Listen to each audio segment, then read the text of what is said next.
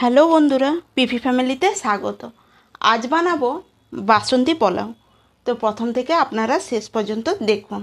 তো প্রথমে এই গ্লাসে আমি 2 গ্লাস চাল নিয়েছি, গোবিন্দভোগ চাল।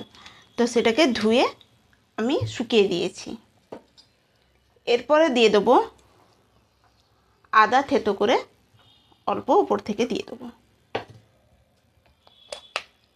লবণ আর হলুদ গুঁড়ো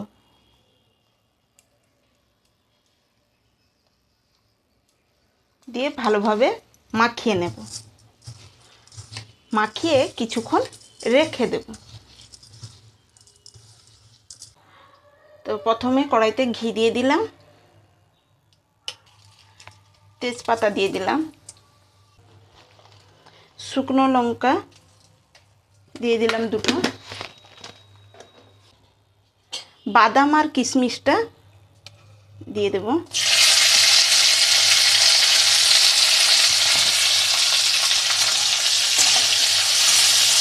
এগুলো ভেজে নেব।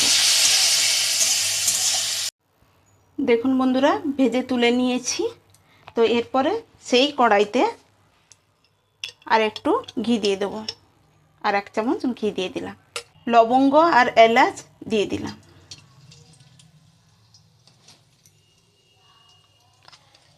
মেখে রেখেছিলাম যে চালটা দিয়ে দিলাম,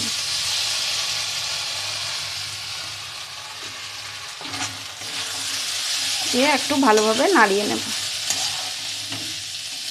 তো এই গ্লাসে আপনারা 2 গ্লাস চাল নেওয়া মানে 4 গ্লাস জল দেবেন।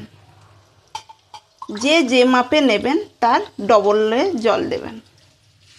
তো এখানে 4 গ্লাস জল দিলাম।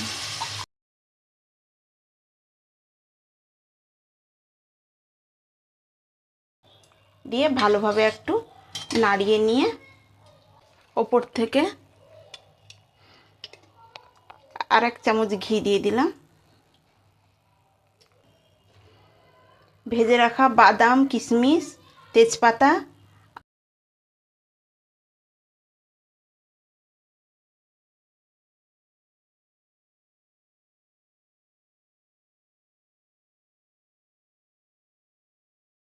দেখুন বন্ধুরা।